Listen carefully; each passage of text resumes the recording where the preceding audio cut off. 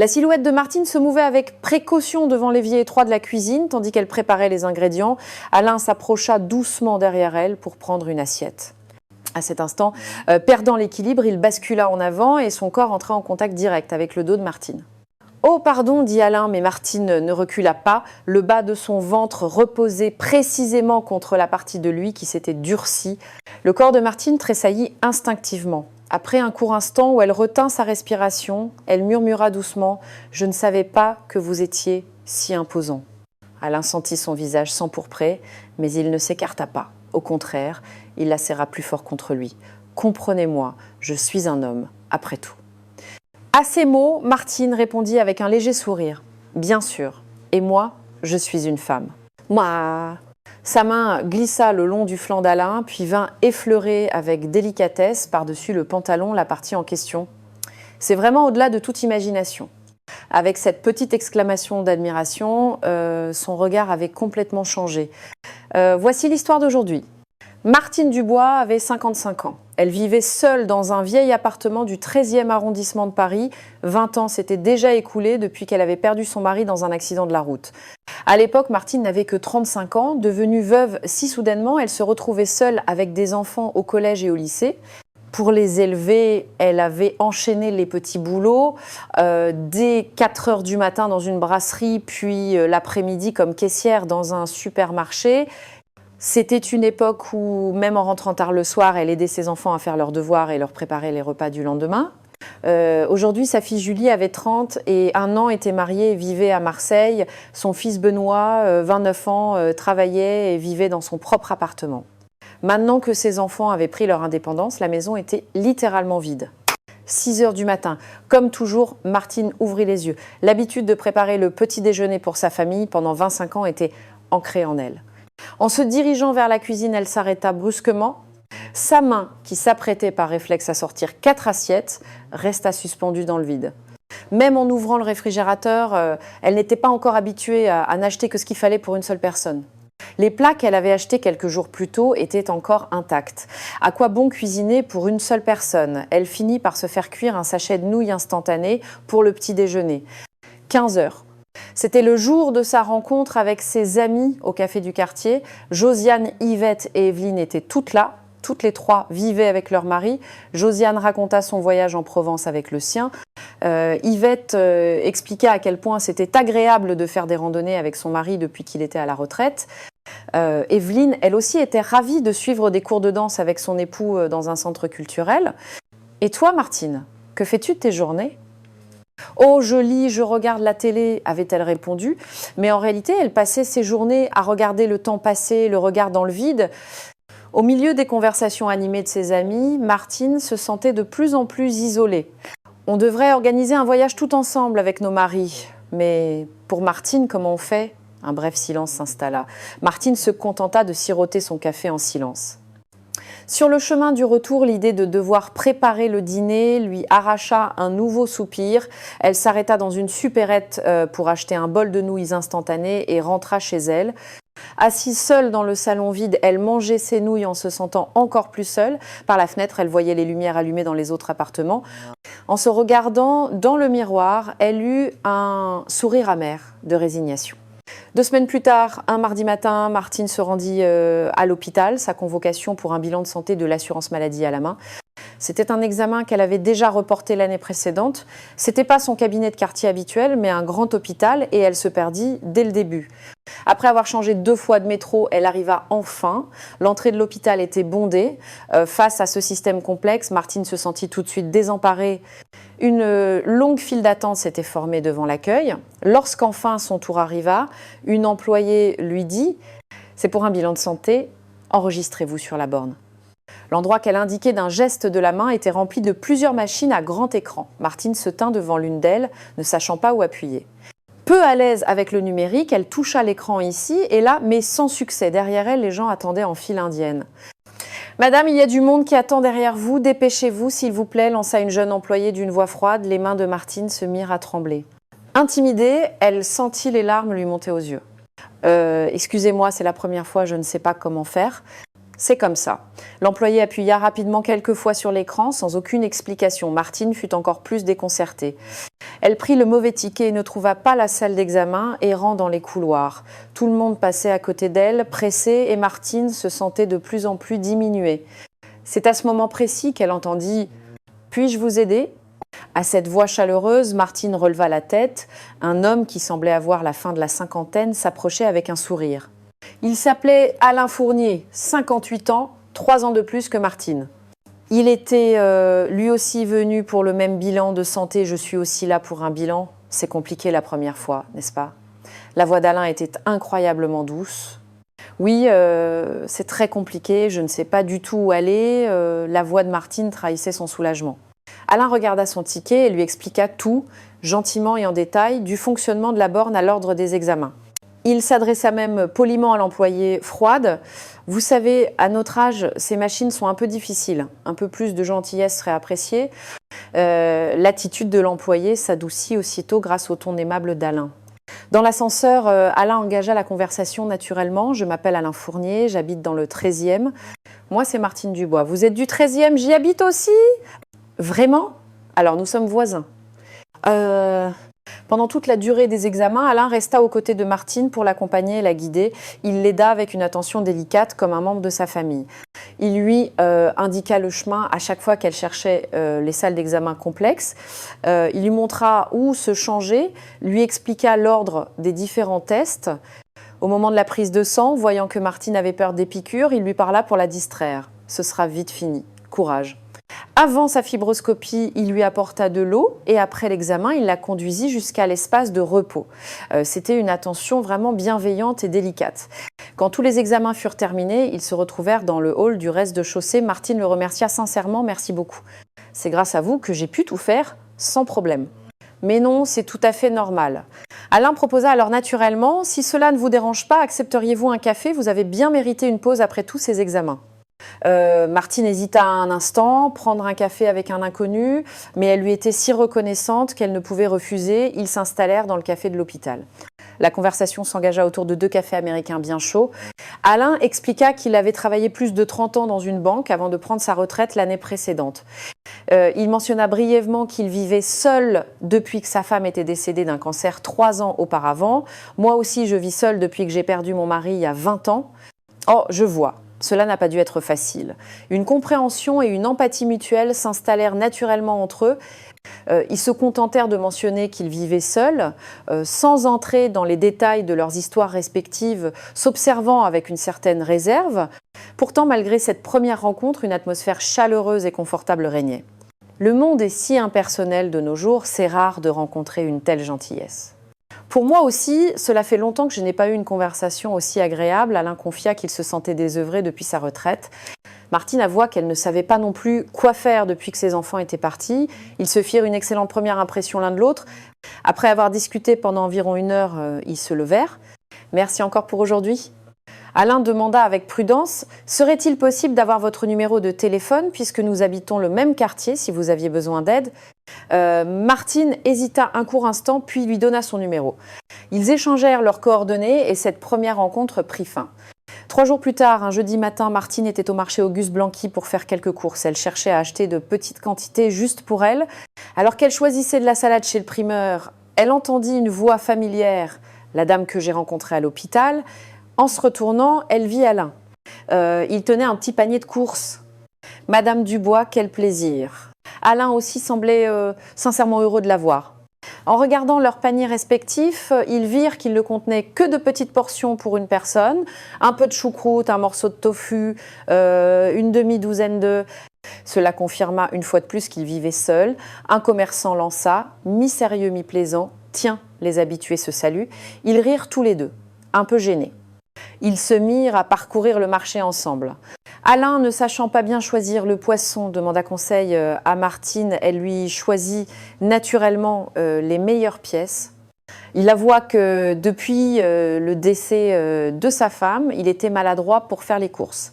Forte de ses 20 ans d'expérience en solo, Martine lui donna divers conseils. 1 semaine plus tard, Martine revenait d'un rendez-vous à la mairie. Elle attendait le bus à l'arrêt. Madame Dubois.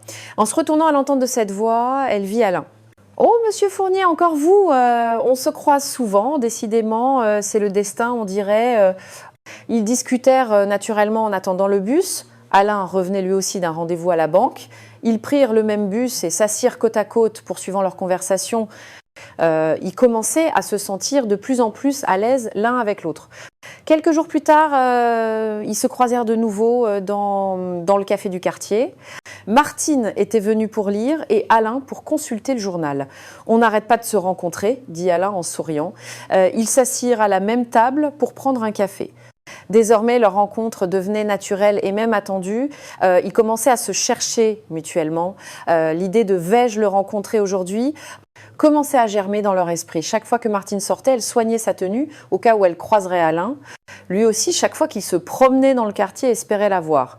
Un sentiment spécial commençait à naître entre eux, mais pour l'instant, la prudence et l'hésitation l'emportaient encore. Un mois s'était écoulé. Par un après-midi tranquille, les deux amis réunis au café du quartier eurent une conversation plus sérieuse que d'habitude.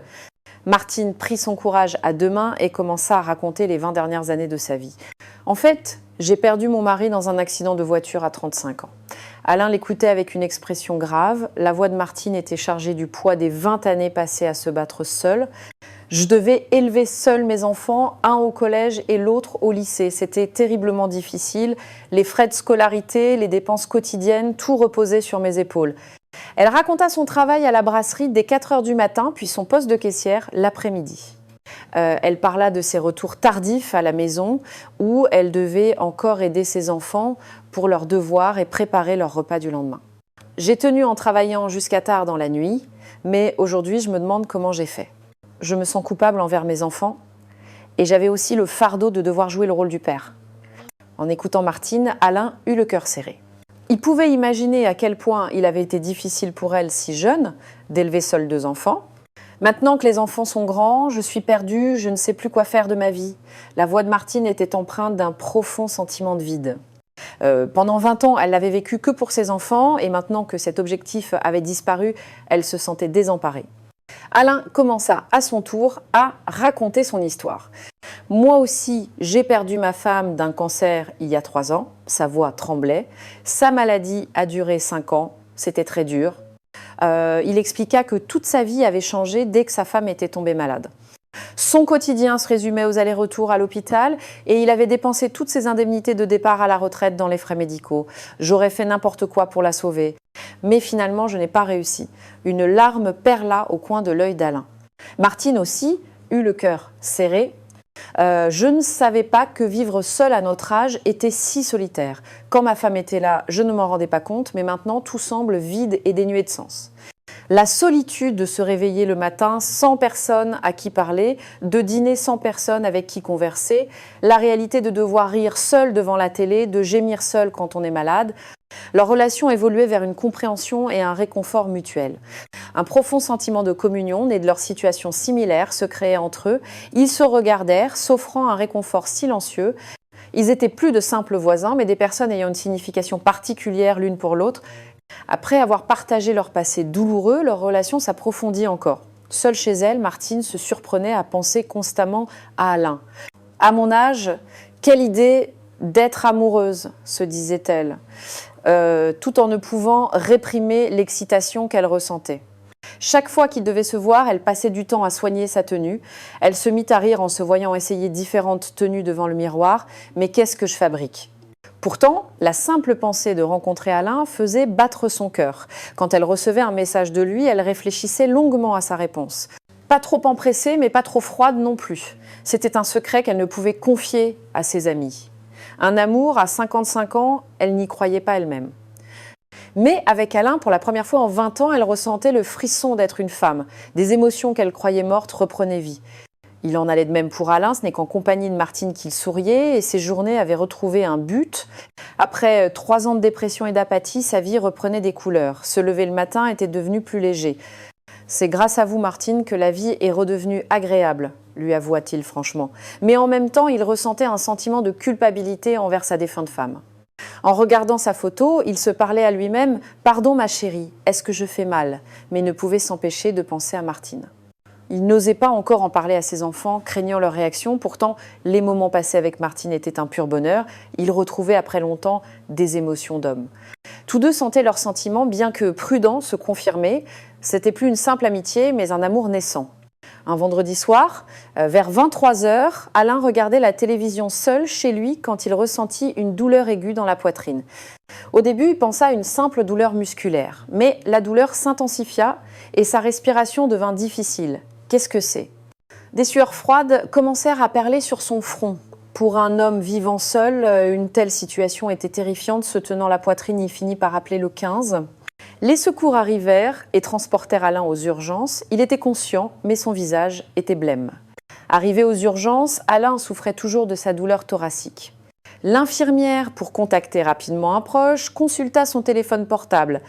Dans l'historique récent des appels, le nom Martine apparaissait le plus souvent, plus fréquemment et plus récemment que ceux de sa famille. Suivant le protocole d'urgence, l'infirmière l'appela immédiatement. C'était la procédure normale lorsque l'état du patient n'était pas stabilisé. Il était plus de minuit lorsque le téléphone de Martine sonna. C'était un numéro inconnu, mais elle répondit intriguée. « Allô ? Bonjour, ici les urgences de l'hôpital. » Martine sursauta. « L'hôpital ?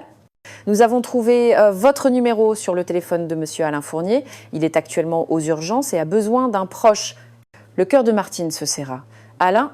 Qu'est-ce qui s'est passé ? » Il a été transporté pour des douleurs thoraciques. Sa famille habite loin. Pourriez-vous venir ? En pyjama, Martine enfila un manteau et se précipita à l'hôpital. Dans le taxi, toutes sortes d'inquiétudes lui traversaient l'esprit. En voyant Alain attendre aux urgences, son cœur fit un bond. « Alain, ça va ? Vous avez très mal ?» La voix de Martine était remplie d'une inquiétude sincère. En la voyant, Alain afficha une expression de soulagement. « Martine, vous êtes venue à cette heure si tardive. Ne dites pas de bêtises. C'est normal. Taisez. » Heureusement, les résultats des examens révélèrent que ce n'était pas un infarctus, mais une douleur thoracique due au stress. Rien de grave, mais il devait se reposer 1 jour ou 2. Toute la nuit, Martine veilla sur Alain. Elle lui apporta de l'eau, le couvrit d'une couverture, s'occupant de lui avec dévouement. « Martine, rentrez vous reposer, je vais bien. »« Non, je ne peux pas vous laisser seule. » Alain fut ému par la chaleur de ses gestes. Cela faisait 3 ans que personne ne s'était inquiété pour lui de cette manière. Si le personnel de l'hôpital n'avait pas appelé, il aurait dû passer cette nuit seul. La présence de Martine le rassura profondément. Le lendemain après-midi, il put sortir de l'hôpital. Martine déclara comme une évidence « Vous ne pouvez pas rester seul, je vais m'occuper de vous ». Alain se sentit gêné, mais il ne put refuser. Pendant plusieurs jours, Martine s'occupa d'Alain chez lui. Elle lui prépara du bouillon, lui donna ses médicaments, le soignant avec une grande attention. Cela faisait 3 ans qu'Alain n'avait pas reçu de tels soins. Quand sa femme était malade, c'est lui qui s'occupait d'elle. Maintenant, c'était à son tour d'être soigné. « Merci beaucoup. Je ne sais pas comment je pourrais vous remercier. »« Ne dites pas ça, c'est tout à fait normal. » C'était le soir du 3e jour. Martine, portant un tablier, préparait le dîner dans la cuisine. La silhouette de Martine se mouvait avec précaution devant l'évier étroit de la cuisine, tandis qu'elle préparait les ingrédients. Alain s'approcha doucement derrière elle pour prendre une assiette. À cet instant, perdant l'équilibre, il bascula en avant et son corps entra en contact direct avec le dos de Martine. Un petit cri s'échappa et le visage de Martine, qui se retournait, se retrouva contre le torse d'Alain. Par réflexe, il lui enlaça la taille. À cet instant, ils sentirent tous deux le souffle de l'autre, si proche. « Oh, pardon !» dit Alain, mais Martine ne recula pas. Sa joue était contre le haut du corps d'Alain et le bas de son ventre reposait précisément contre la partie de lui qui s'était durcie. Le corps de Martine tressaillit instinctivement. Après un court instant où elle retint sa respiration, elle murmura doucement « Je ne savais pas que vous étiez si imposant. »« Ah !» Alain sentit son visage s'empourprer, mais il ne s'écarta pas. Au contraire, il la serra plus fort contre lui. Son souffle caressa son oreille et en dessous, la réaction toujours chaude et lourde ne pouvait être dissimulée. « Comprenez-moi, je suis un homme après tout. » À ces mots, Martine répondit avec un léger sourire « Bien sûr. Et moi, je suis une femme. » Sa main glissa le long du flanc d'Alain, puis vint effleurer avec délicatesse par-dessus le pantalon, la partie en question. C'est vraiment au-delà de toute imagination. Avec cette petite exclamation d'admiration, son regard avait complètement changé. En silence, ils se dirigèrent vers le salon, leurs lèvres ne se quittèrent pas. Alain défit doucement la bretelle de Martine et déposa des baisers sur sa nuque. Sa main descendit lentement le long de son dos, enlaça sa taille et en dessous, la chaleur toujours fermement gonflée frôla l'intérieur de la cuisse de Martine, l'excitant. « Maintenant, tu n'as plus besoin de te retenir », dit-elle la première. Cette nuit-là, leur souffle et leur tremblement emplirent doucement le petit salon. C'était pas seulement du désir. C'était l'appel vibrant d'un corps et d'un esprit qui, même à un âge avancé, respirait encore la vie. Le lendemain matin, ils n'osaient pas se regarder dans les yeux. La nuit précédente leur semblait un rêve. Martine s'était levée tôt pour préparer le petit déjeuner. Elle était plus prudente et calme que d'habitude. Alain aussi était mal à l'aise. Age était trop précipité hier soir. La gêne et l'inquiétude se mêlaient. C'était la confusion de voir une telle chose se produire à leur âge. Ils s'efforçaient d'être plus polis et formels que d'habitude. Par respect l'un pour l'autre, ils redoublaient de prudence. « Oubliez ce qui s'est passé hier », dit Alain avec précaution. « Non, ce n'est rien. » Martine esquissa un sourire gêné. Mais au fond d'eux-mêmes, ils savaient tous les deux que ce moment avait été précieux. C'était la chaleur et l'amour qu'ils n'avaient pas ressentis depuis 20 ans pour l'une et 3 ans pour l'autre. Même pendant le déjeuner, la conversation était maladroite. Leur ton était bien plus prudent et formel que d'habitude. « Monsieur Fournier, votre santé va mieux ?»« Oui, grâce à vous, je vais beaucoup mieux. » Leurs sentiments l'un pour l'autre s'étaient approfondis, mais ils avaient du mal à les exprimer. Le poids d'aimer à leur âge était présent.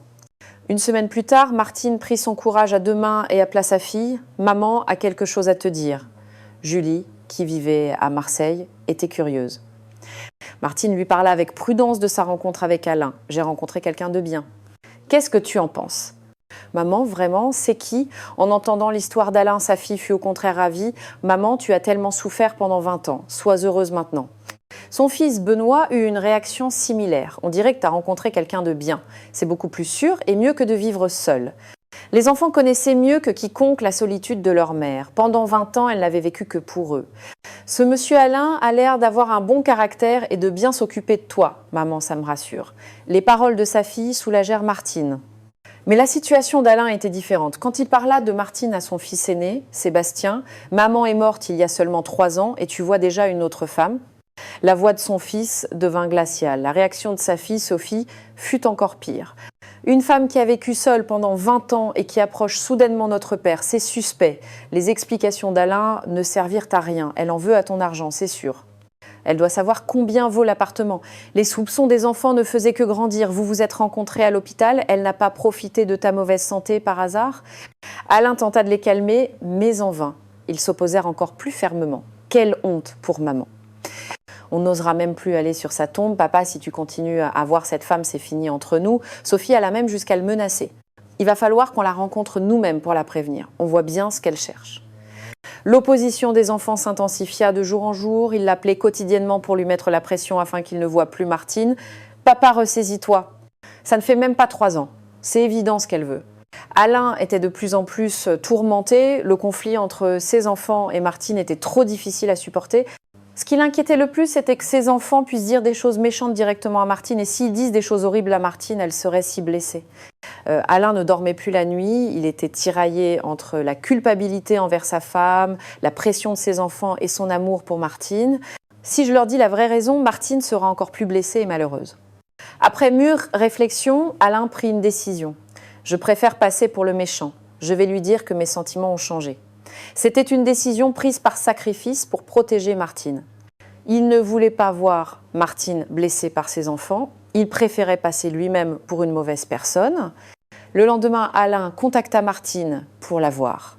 Contrairement à d'habitude, son visage était sombre. « Martine, je suis vraiment désolée. » La voix d'Alain tremblait. En y réfléchissant, je crois que ce n'était pas vraiment ce que je ressentais. En mentant, le cœur d'Alain se brisait. Je n'arrête pas de penser à ma défunte femme. Je n'ai pas encore fait mon deuil. Finalement, un nouvel amour à mon âge. C'était trop. Je suis désolée.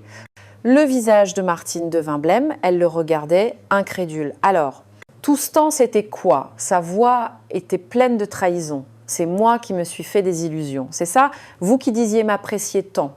Finalement, une femme âgée n'a plus de charme. C'est ça? Elle qui avait cru à la sincérité d'Alain, la trahison était immense. Ai-je été trop insistante? Étais-je un fardeau? Martine se blâmait en pleurant. En la voyant ainsi, le cœur d'Alain se déchira, mais il ne pouvait plus faire marche arrière. Leur premier amour semblait se terminer par une séparation douloureuse, mais au fond du cœur d'Alain, ses véritables sentiments n'avaient pas changé. Après sa rupture avec Alain, le quotidien de Martine s'effondra complètement. Finalement, un amour à 55 ans, c'était impossible. Le blâme et les regrets l'envahirent. J'ai dû être un fardeau pour lui, j'ai été trop vite. La maison de nouveau vide lui semblait encore plus silencieuse et solitaire. Les moments passés avec Alain lui manquaient cruellement, elle ne mangeait plus correctement, ses repas se résumaient à des nouilles instantanées ou à des jours de jeûne. Elle ne pouvait en parler à personne, gardant sa peine pour elle. Comment pourrais-je le dire? J'aurais trop honte, que diraient les autres? Elle ne trouvait pas non plus le sommeil. Chaque nuit, les souvenirs avec Alain lui revenaient et elle pleurait. Alain, lui aussi, ne dormait pas, rongé par la culpabilité de son mensonge. Le visage blessé de Martine ne quittait pas ses pensées. J'ai vraiment fait quelque chose d'horrible. Mais il se disait qu'il n'avait pas eu le choix. Au moins, c'est mieux que de laisser les enfants blesser directement Martine.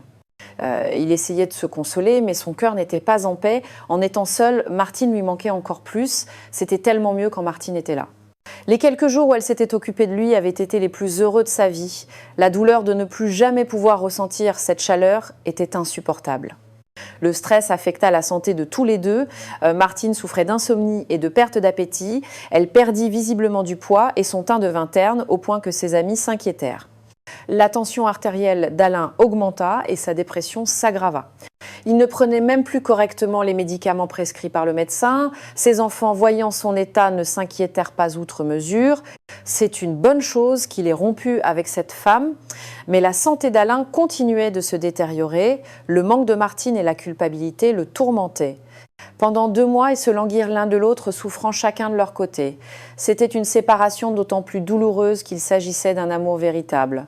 Un jour, alors que Martine faisait ses courses au marché, la marchande de légumes où elle allait souvent avec Alain lui adressa la parole. « On voit plus monsieur ces derniers temps. » Non. Alors que Martine hésitait à répondre, une autre commerçante intervint. « Ah, lui, il paraît que ses enfants ont fait tout un scandale. » Un scandale ? Le cœur de Martine se mit à battre la chamade. Oui, il disait qu'on en voulait à son héritage, ils ont fait tout un plat. Il a tellement hésité à cause de ça. Martine fut sous le choc. Les enfants d'Alain pensaient ça de moi. Quelques jours plus tard, elle rencontra par hasard un ami d'Alain, Monsieur Martin. Il la reconnut et s'approcha. « Vous êtes Madame Dubois, n'est-ce pas ? Alain me parlait souvent de vous ? » ?»« Oui. » »« Vous savez à quel point il a souffert à cause de ses enfants ? » Aux paroles de Monsieur Martin, Martine tendit l'oreille. Ses enfants se méprenaient sur vous et Alain était vraiment malheureux. Il disait qu'il préférait passer pour le méchant plutôt que de vous voir blessé. Des larmes coulèrent des yeux de Martine. Elle comprenait enfin la sincérité d'Alain. De retour chez elle, tout devint clair. Alors Alain a menti pour me protéger. Elle comprenait pourquoi il avait été si tourmenté. C'était pour lui éviter d'entendre des méchancetés de la part de ses enfants qu'il s'était sacrifié. Il ne voulait pas que je sois blessée à cause de ses enfants. En comprenant la sincérité et le sacrifice d'Alain, le cœur de Martine fut partagé. Elle était à la fois en colère, reconnaissante, peinée et amoureuse. Cet imbécile. Me protéger de cette façon. Maintenant, Martine aimait Alain encore plus fort. Son geste de sacrifice pour elle la touchait profondément. Connaissant la vérité, Martine ne pouvait plus attendre. Nous n'avons pas besoin de souffrir comme ça. Le soir venu, elle se rendit chez Alain. Le cœur battant, elle frappa à la porte. Alain, en ouvrant, fut stupéfait. « Martine ? Comment ? » ?»« Alain, je sais la vérité. » Les yeux de Martine brillaient de détermination. Assis dans le salon, ils se firent face pour la première fois depuis longtemps.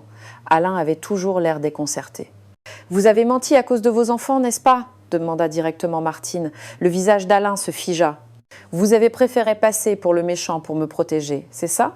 La voix de Martine était pleine d'assurance et d'affection. Alain ne pouvait plus le cacher. Je suis désolée, j'avais peur que mes enfants vous blessent.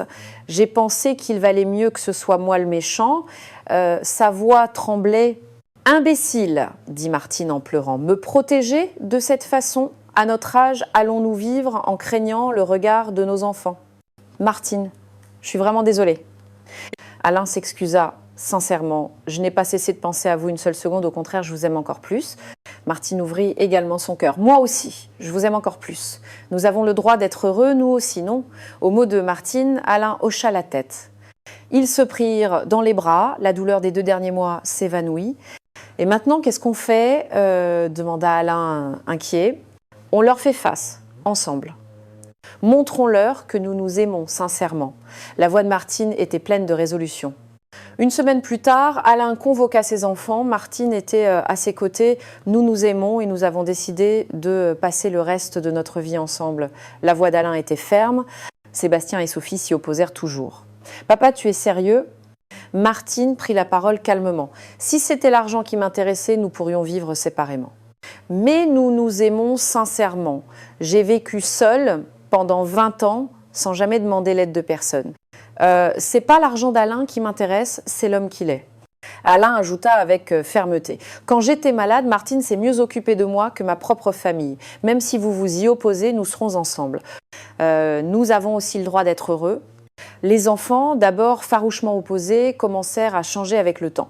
Ils virent la transformation d'Alain. Papa a l'air vraiment heureux. Sophie fut la première à ouvrir son cœur. En voyant la sincérité de Martine et son dévouement, ses préjugés disparurent. Elle comprit qu'elle aimait vraiment leur père. Sébastien changea également d'avis progressivement. « Vous vous occupez vraiment bien de notre père ?» 6 mois plus tard, leur attitude avait complètement changé. « Papa, soyez heureux. » It's a late. 1 an plus tard, ils célébrèrent un petit mariage, entourés de leur famille et de leurs amis proches. Les enfants de Martine avaient été favorables dès le début et ceux d'Alain les félicitaient maintenant sincèrement. Vous avez trouvé une belle personne, même si c'est tardivement. C'était un nouveau départ avec un véritable compagnon trouvé à 55 ans. C'était un amour tardif, mais d'autant plus profond et mature. Le meilleur moment, c'est quand on pense qu'il est trop tard, dit Martine. Alain sourit en hochant la tête. Ils comprirent que l'âge n'est qu'un chiffre et que le véritable amour n'a pas d'âge de la retraite. C'était une fin pleine d'espoir, montrant qu'un nouvel amour et un nouveau bonheur sont tout à fait possibles, même à l'automne de la vie. Main dans la main, ils commencèrent une nouvelle vie. Laissant derrière eux 20 ans de solitude et 3 ans de tristesse, ils avaient trouvé le vrai bonheur. Désormais, en se réveillant le matin, il y avait un être cher à leur côté et le soir, quelqu'un avec qui dîner et converser. L'amour tardif d'une femme de 55 ans et d'un homme de 58 ans avait trouvé une magnifique conclusion.